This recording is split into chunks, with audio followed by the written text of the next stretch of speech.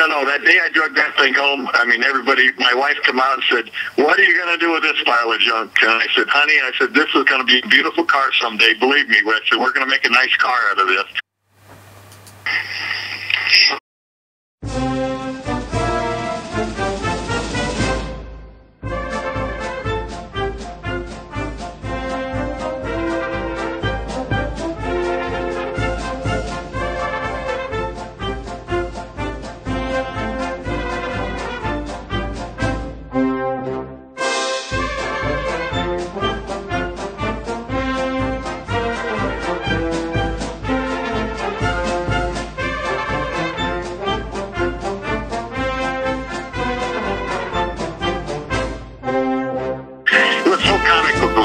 Picture I was taking when I was sitting in the car, I adjusted the mirror and it fell out of the framework around the mirror and fell down and hit the console and broke. So everybody said, how can you sit in there with all the debris that was in that car? I mean, when he pulled the motor out of that thing, the alternator, the starter, and all those pieces were in where the convertible top went. Okay, when I brought the car home, that was in March of 2014. The 29th of March was the day I drug it home. And I had to kind of make room for it here at home because I've got a Camaro and a Nova that were in my front garage. So I had to kind of rearrange things. And in the meantime, I had bought a hoist so I could park one car on top of the other car to free up some room in my, I got a 36 by 40 shop in my backyard. But I had to put the hoist in there so I could free up room to start on this car. And the first thing I did was just pressure washed it and cleaned it all up first. Got all the, I mean, just dead mice and bones come out of the door jams and everywhere. For every time I pressure washed it, I got more debris out of it. And then I scrubbed everything inside the car with a bleach mix, so I didn't, to try to get the smell out, because it smelled horrible inside it after I took the carpet and everything out. I mean, it was nasty inside, so I cleaned everything with a bleach water mix and scrubbed everything down real good. And then I removed the body from the chassis and concentrated on the chassis. I built a cart to put the body on, so I had something to set it on when I lifted it off. I rigged up a lifting device of my own. I welded that all up myself and lifted the body off of the chassis, and then I sandblasted the chassis and epoxy painted it and replaced the brake lines and fuel lines and the new fuel tank.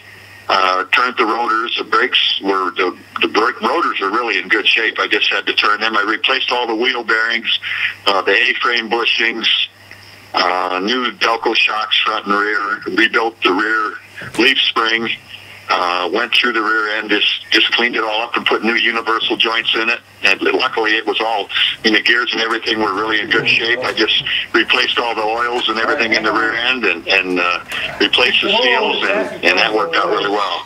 And painted everything as I had to disassemble. I sandblasted all the pieces and painted them as I was assembling it. So that worked out really well for me. So then I spent the next several months taking the paint off of the body. I stripped it with a single-edge razor blade. It took me almost 3 months to take the paint off of the car.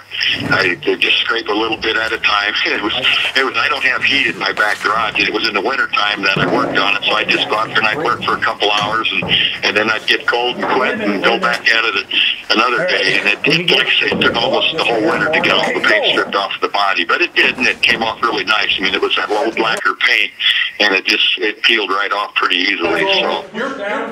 So there was damage on the car. It was busted between the headlights.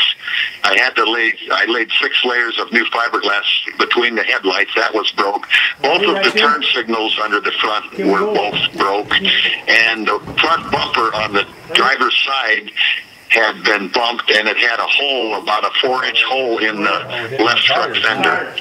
So I had to do quite a bit of fiberglass work on it to get it back to where it needed to be. I mean, my neighbor, Arnie Ash, and him and I are first cousins, he built an airplane, so he built a plane out of a long easy that was all fiberglass. So, and I kind of got a hold of him, and I had never worked with fiberglass before, and he came down and helped me with the fiberglass work, and it really turned out neat. It's kind of fun to work with once you get into it. It's kind of a nasty stuff to work with, but it's kind of interesting how you lay the fiberglass in different directions so you get the strength and everything in it. And and he got the fiberglass kit for me that same stuff that he used on his airplane, so it really worked out well. And it's pretty forgiving. You can do a lot of work with fiberglass if you just don't rush it. I mean, you got to take your time with it, but it really worked out pretty well. So after I got all the paint stripped off of the body, I got all the fiberglass work done on it. I had a good friend of mine come over, and he sealed the whole body with a polymer primer that was something that I could block sand. It was a real, he works for a body shop that works on trucks.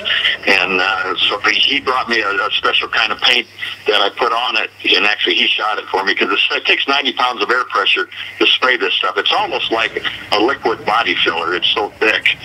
And he sprayed the whole entire body with that, and then I block sanded it several times, and then several more coats of primer before it actually went to Joe Schoenthaler, put the finish paint on it at Schoenthaler Restoration in Donahue. That's Ken that was in the original pictures. It was his son that put the finish paint on it for me. Yeah. So what about the engine? The engine, well, I was lucky enough that the engine was all there, which was wonderful.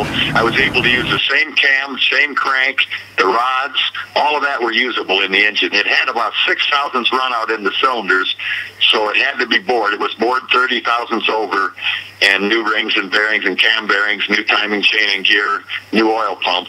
But the block was in excellent condition. Put all new push rods in it and all new valves. And I mean, it was completely gone through, so the motor was completely fresh. But we did have to put bore it 30 thousandths over. Precision Machine Shop in downtown Davenport did the work for me on the engine.